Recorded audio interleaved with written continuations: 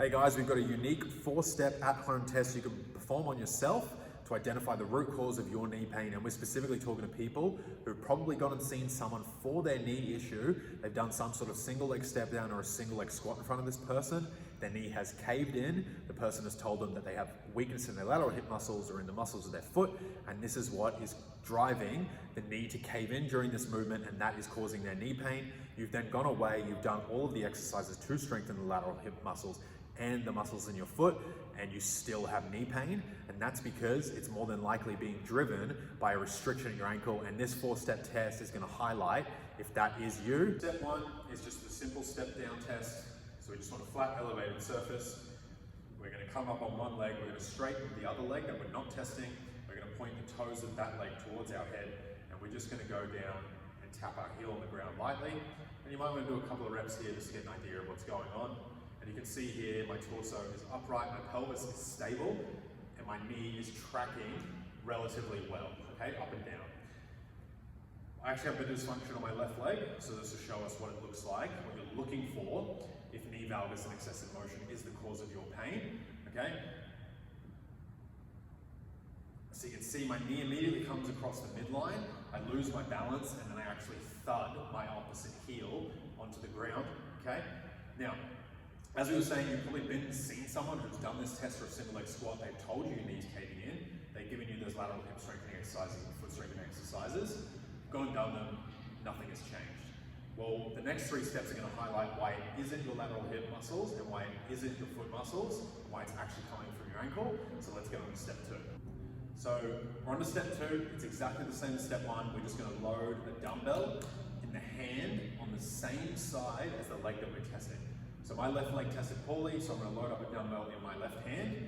This dumbbell is going to act as artificial hip stability, which in essence is acting as if I have a lot stronger lateral hip muscles because it is a counterweight to this single leg position. So theoretically, if I do have lateral hip weakness, we've created this artificial hip stability, which is acting as stronger lateral hip muscles, then my knee should track a lot better and I should be a lot more stable in performing this exercise. Okay, so let's see what happens.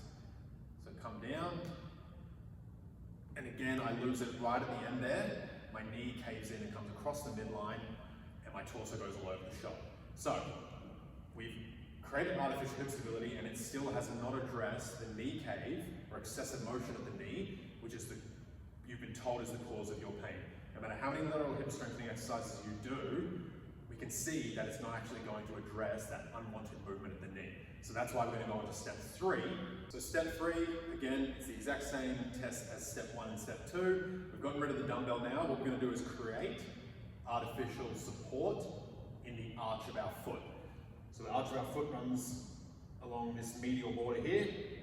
What we want to do is, I'm just rolling up a band. If you don't have access to a band and you can't fold it up, then just get creative with what you need to put under there. You might stack a pair of socks under the arch of your foot. All we want to do is just make sure that the arch of the foot is supported and that it can't cave in. You can even just use a highly supportive footwear and redo the test, okay? So we want to place this in the middle of the arch, and we want to make sure that my arch isn't going to go anywhere. So I'm loading that up, and my arch can't collapse, okay? That band is propping up the arch of my foot. So again, it's acting as if the muscles in the arch of my foot are strong. So theoretically, if the arches in the muscle of my feet aren't strong enough, and that's what's causing my knee cave, and when I redo this test, my knee will track perfectly and I'll be nice and stable when I perform it. So again, let's see what happens. And again, I still can't get that tap down and have good control. The knee still wants to come across the midline, and my pelvis swings out and my torso swings out. So again, no matter how much foot strengthening exercises I do, it's not going to stop that unwanted knee cave, and it's not going to stop that excessive motion of the knee, okay? So we need to go to step 4, which is going to assess, is a lack of motion at my ankle driving this whole issue of knee valgus? Alright, so we're up to step 4. What we want, well, I've got a slam board, but all we want to do is essentially raise the heel. If you've got a weightlifting shoe, you can put that on. If you're at home, you can use a firm textbook, just something stable that is going to raise the heel, which is going to create artificial dorsiflexion, an artificial increase in the ankle range of motion. So again, theoretically, if the ankle being restricted is driving this knee cave, then when I do this test, everything should straighten up and I should be perfectly balanced. If you're at the gym and you don't have a slant board, then even just a weight plate under your heel will work well as well, okay? So you want to set that up here, all right? And what we're going to do is I'm going to stand on that testing leg and we're going to re-perform the test. And as you can see there, it is now perfect. My pelvis is balanced, my torso is balanced, and my knee is tracking well and is pretty much better than the right leg, I would say now, okay? So, we've created artificial hip stability, it didn't stop the knee cave. We created artificial stability in the arch of the foot, and that didn't stop the knee cave. We increased our dorsiflexion at the ankle, and my knee straightened up, my torso straightened up, my pelvis straightened up. So what is that telling us? It's telling us that this whole knee valgus issue and excessive motion of the knee that is driving the knee pain is caused by a restriction of the ankle. Let's toss those other exercises away and let's address the dorsiflexion of the ankle. We'll give you a solution, and what you always want to do is test and then retest. So I'm going to show you the mobilization, then we're going to retest myself with that step one, and we're going to see if we've made any improvements to make sure that that is exactly what I need to be doing to address knee valgus. Sweet, so we're going to get onto our ankle dorsiflexion mobilization, and we're just going to use a chair. So if you're at the gym, you can use a bench, it's relatively the same height. I'm just doing it on a chair because if you're at home and you want to do it at home every day, we need to have access to something that works, and I find that the chair works best, okay? So what we're going to do is we're going to bring the foot up onto the chair. We're going to lean our body over the chair, in that sense driving the knee over our toe, forward over our toe using our body weight. And once we start to get a nice stretch and we feel the heel coming off the bottom of the chair, we're going to get to that position where we feel that stretch. We're going to put both hands on the knee, the leg that is on the chair, and we're going to do 10 small, slow and controlled circles clockwise and straight into 10 counterclockwise, okay? Now, we're getting two for one here. Dorsiflexion of the ankle, we're immediately just getting a stretch, so that's going to address dorsiflexion. But the biggest bang for the buck with this mobilization is the circular motions. Because without getting into the biomechanics, which will bore all of you, when we're going into dorsiflexions, as the shin bone moves over the top of the bones of the foot, there is a rotary component to allow that to occur. So once we get into that end range dorsiflexion, we then actually start to address that rotary component as well and break up all of those tissues. You should feel a stretch either in the bottom of your foot, the back of your ankle, or up into the Achilles possibly, okay? What you want to do is load up that leg, 10 clockwise, 10 counterclockwise on one side, and then go immediately straight to the other side. Show the other side some love, you might as well while you're there, and do 3 to 5 sets each day for 2 to 4 weeks, depending on how quickly you respond.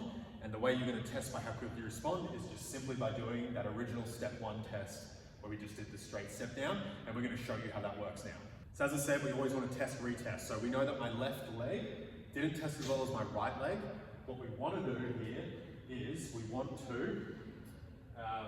do the mobilization, which is the proposed intervention or the proposed exercise, and then come back and retest and see if it's made a difference. As I said before, I would like you to do 3 to 5 sets of 10 clockwise, 10 counterclockwise on each leg, each day.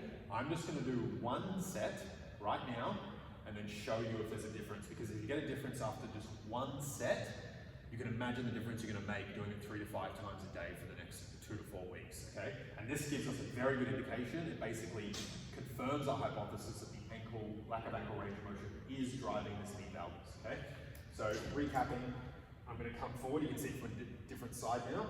This is my left leg, so I'm putting my body weight over. I'm driving that knee forward over the toes, and immediately I'm starting to get a stretch here, mainly through what I would call the distribution of the posterior tibialis tendon, which is typically an area that is tight on people, okay? I'm going to grab both hands onto this knee, and I'm going to do 10 circles clockwise, really small, slow and controlled, and this is starting to stretch different areas than what I was feeling when I originally came onto this chair, which means we're addressing all of the areas of the joint, and I'm going to do 10 counterclockwise, and we can see here I'm getting even more of a stretch, and I'm getting in different areas in this counterclockwise motion, and that's 10 clockwise, 10 counterclockwise. That's only 1 set. I'll get you to do 3 to 5 on each leg, because we don't want the other leg to get jealous. I'll do 3 to 5 on each leg for 2 to 4 weeks, okay? And then we'd see the remarkable improvement we're gonna do. But you can just do 3 sets at home and then retest immediately so we don't waste our time for the next 4 weeks, because if you do it and then you retest and it doesn't make a difference, then it might not be the exercise for you. So I've done 1 set and we're gonna retest with just flat ground and see how we've done.